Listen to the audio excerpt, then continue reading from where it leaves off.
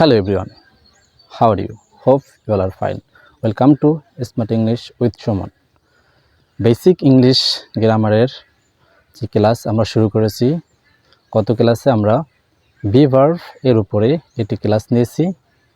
আজ আমরা বি ভার্বের উপরে আরও একটি ক্লাস নেব। গতকালকে আমরা অ্যাম ইজ আর এর উপরে ক্লাস নিয়েছিলাম। আজকে আমরা নিব ওয়াজ ওয়ার্ডের উপরে ক্লাস।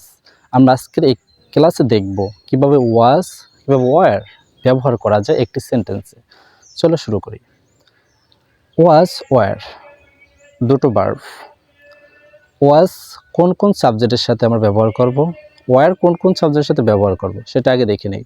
চলো এর জন্য আমাদের এই স্ট্রাকচারটা মনে রাখতে হবে। যেমন সাবজেক্ট যদি আই, হি, শি, ইট অথবা কোনো একবচন নাউন হয়, তাহলে এটার পর আমরা কি করব, বি ভার্ব ওয়াজ ব্যবহার করব, তারপর এক্সটেনশন ব্যবহার করব। তাহলে এই স্ট্রাকচার অনুযায়ী চলো কিছু এক্সাম্পল দেখে নেই। যেমন for example, I was I student, আমি একজন ছাত্র ছিলাম। আই ওয়াজ হ্যাপি, আমি সুখী ছিলাম। She was happy. It was very cold last night, গতকাল রাত খুব ঠান্ডা ছিল। এখন দেখব যদি কোনো ব্যক্তিকে আমরা ব্যবহার করি সিঙ্গুলার, থার্ড পারসন সিঙ্গুলার হিসেবে, যেমন Saiful was I student, Saiful একজন ছাত্র ছিল। সাইফুল ওয়াজ আ ট্যালেন্ট বয়, সাইফুল একজন ট্যালেন্ট বয় ছিল। তাহলে আমরা এই স্ট্রাকচার অনুযায়ী কিভাবে ব্যবহার করব সেন্টেন্সে ওয়াজ তা আমরা দেখলাম।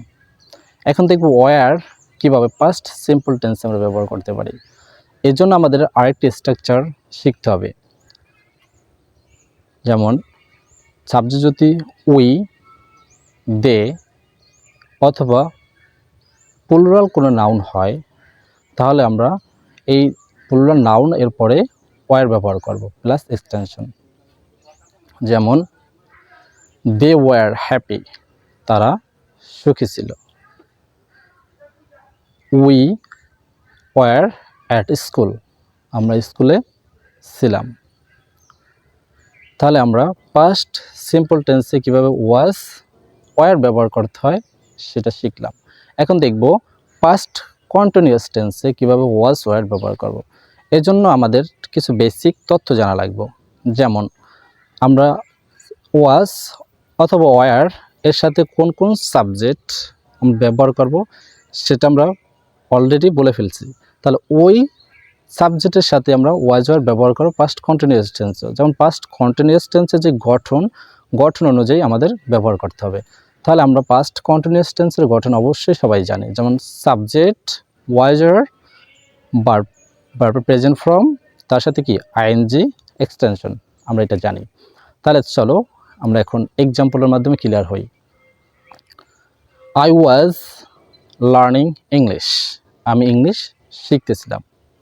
মাই ব্রাদার ওয়াজ লার্নিং স্প্যানিশ, আমার ব্রাদার স্প্যানিশ শিখতেছিল।